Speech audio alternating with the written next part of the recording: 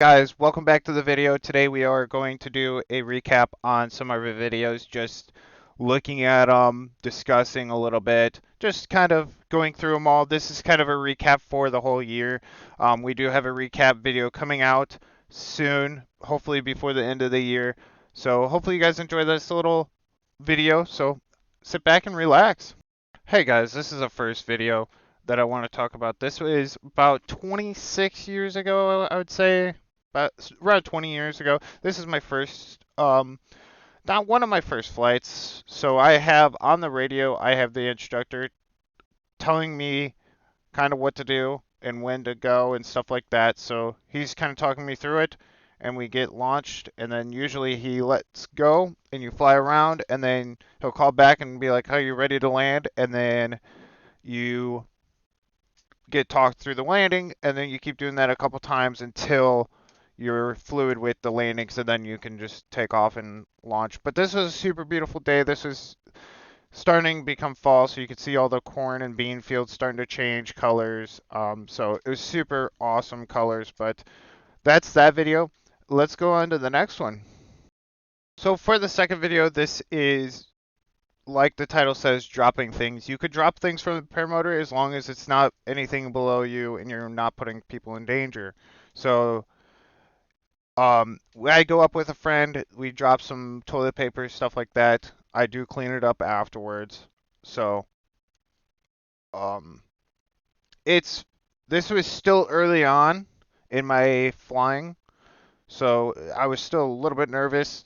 Going up altitude is more nerve-wracking, but it's actually safer to go higher altitude. So it's you kind of get this like weird feeling when you go up higher. So I was newer, and it was super cold. You can tell that things have definitely changed.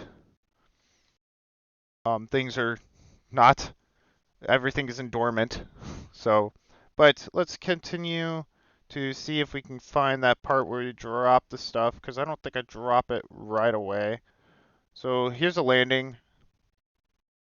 That's somebody I know that was out there getting ready to take off. Let's continue. So I think this is when we're about to drop things because we're going up altitude. I did have the toilet paper in my pocket, which was weird to get out. It was in my jacket pocket. It was very tough to get out, but we got it sooner or later. But we're just climbing up, I think, in this video. Yeah, we're just keep climbing.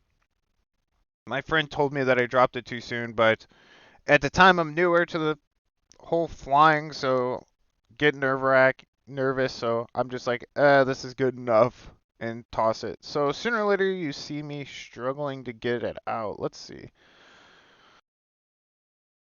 At least I think I captured me struggling. So we're just climbing still. I'd say we're probably getting closer to 1,000 feet, I would say. I don't know. It's hard to tell, like, how high you are. Hit his turbulence, I think, there. Let's see. So yeah, this is me struggling to get it out. It was just a tight jacket. I couldn't get it with thick gloves. And during the winter, you need the thick gloves because your hands just, that's the first thing that goes. Even with the heated gloves, my fingers were getting cold, but not as much as if I didn't have the heated gloves. So I think I stopped trying for a second because I was like, we're not over the LZ. And you can tell there's nothing around, so we're not, there's no way somebody could get hurt, so. So I have the toilet paper. Let's go. And you can see the wind is kind of tearing it apart. And I think it actually breaks off and goes into my prop, which is kind of funny. Let's see. Yeah, there it goes. It goes back and hits my net, so it like is like smushing along my net. And I was trying to get like a. So another thing, he told me to. I just dropped it, but he wanted to do it the same thing, but he didn't have one, so we tried to cut it in half, and I shouldn't have done that because it kind of made it worse. It wasn't the same, but it does what normally does, and you can see my um, toilet paper in my net there, but and he kind of chased it. I'm newer, so you could see it right there, I think you could see my mouse cursor, but you could see it just down in that field. Well, it's not in the field, but you know what I mean. But we chase it down. My friend starts chasing it, and I'm kind of like, well, now I can't really chase it because he's chasing it, so I just kind of gave up. But we came in for landing. That was kind of fun to do for the first time. I should do it again. It's been a while. I'm different now, pilot, than what I was back then.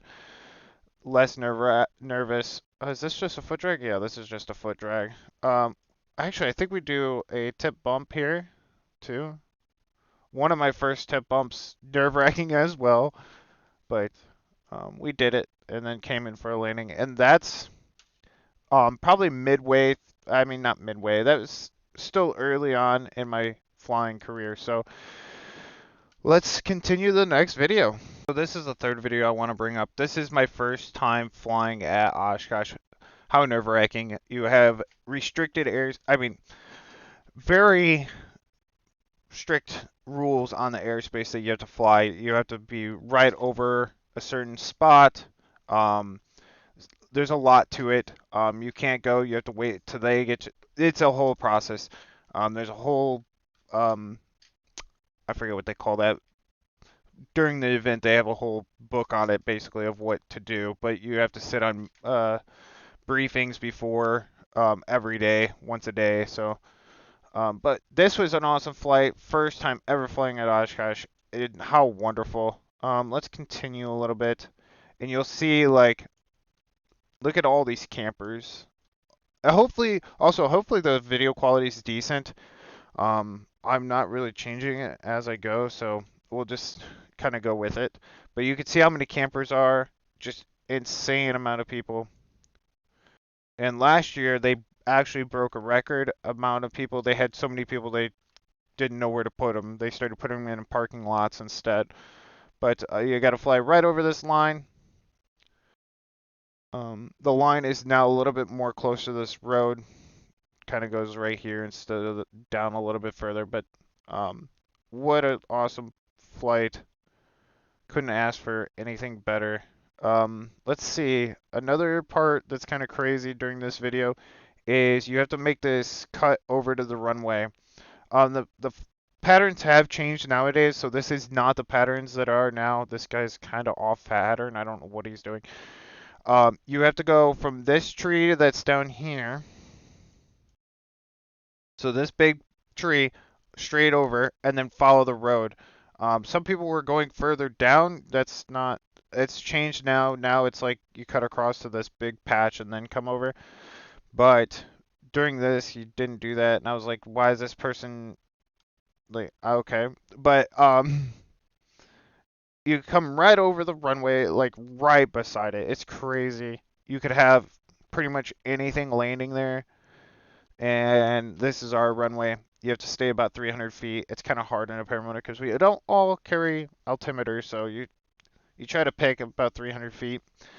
And so that's Oshkosh. That's very first flight at Oshkosh. Do it a couple rounds and then come in for a landing.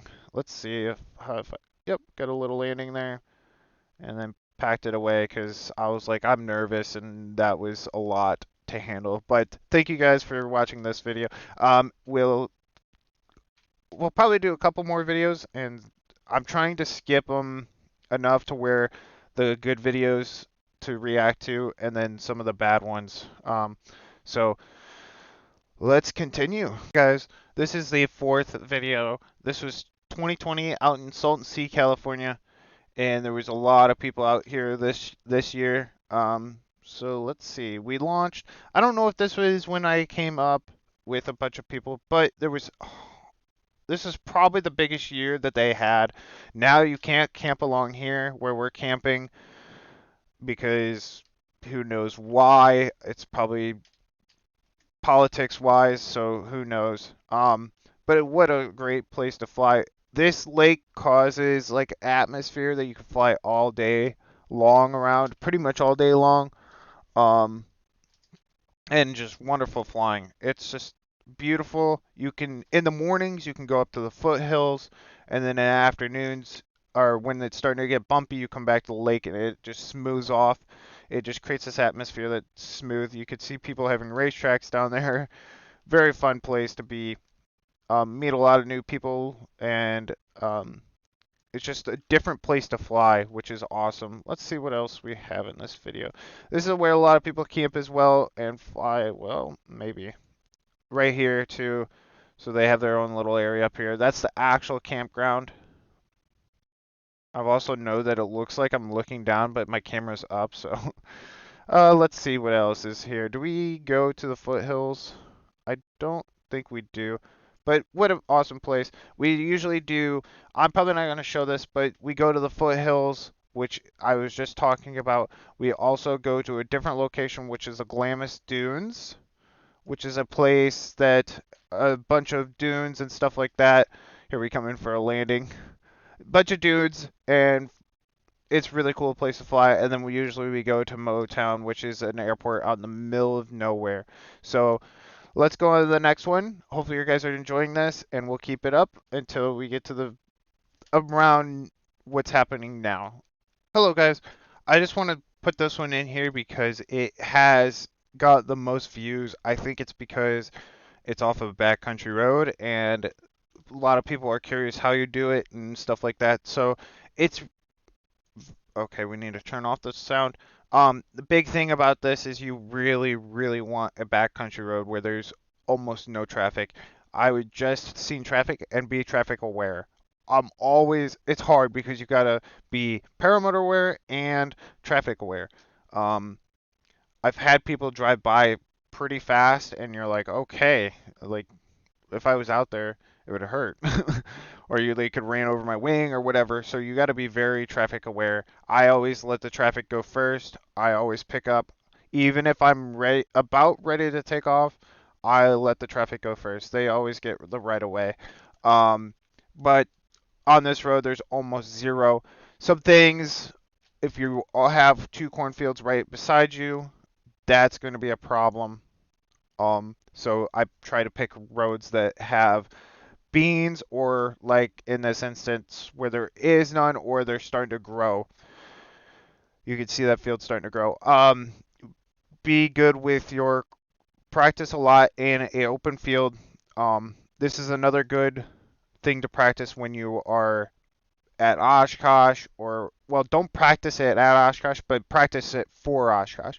So when you're taking off, launch that wing into the wind, but when you get up some speed, start to turn crosswind. You don't want to do it like fully crosswind, but you just want to launch that wing and then slowly turn it crosswind, and then make sure you run a lot because you're going to have a little bit more speed than what you did before. So that's like a technique that I've learned over time, and it just takes practice. I've been doing this for now, it's been about I was around 20. I'm 27 now, so about 7 years, 6, 7 years. So takes a lot of practice doing it in a big open field, launching that wing into the wind, turning slightly, and taking off. It's really good practice to have. You don't want to fully go downwind, but unless the winds are really, really light, just remember you got to run your butt off. So this is a really good video. I think a lot of people wanted to know how to do that because a lot of us don't have open fields. And I also don't know if a cop came by, the logistics around that, how he would feel about this. Probably not super happy about it. So pick your poison. That's all I'm saying. But it was a wonderful flight. It was dawn. You had clear skies. Things were starting to turn green because this was spring. So super beautiful stuff. But that's that. And I hope you guys, if you guys want to take it from off from a back road, remember to always let traffic goes first. And always be aware and do it safely. So we're gonna go on to the next one. I don't think there's anything else in this video that is super useful. We'll get the landing real quick. Also, flying around windmills, we'll do that in a separate video. I'm thinking I'm gonna talk about that too, because that's very important, and to know what it's going to feel like, what you need to watch out for, and stuff like that. So let's go on to the next video. Thank you guys, and let's see what we have more into. Hello guys, this is the fourth, fifth video, I don't remember. We're going to try to wrap this up. If you guys want to watch any of these videos, just make sure you go and click on um, the channel and subscribe, and hopefully you guys like the content. This is a new thing that I've been starting to do on the channel, and this was a terrible takeoff. But RC stuff, and it's very wonderful. It's actually harder than flying paramotors, I feel like, but paramotors are just, you need to be more aware because you're risking your life compared to a foam airplane.